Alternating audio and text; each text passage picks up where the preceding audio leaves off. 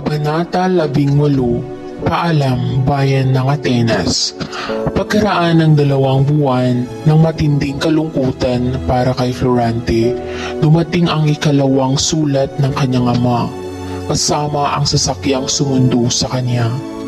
Bago umalis, pinagbilinan si Florante ng gurong si Antenor na pakaingatan si Adolfo sapagkat tiyak itong maghihiganti.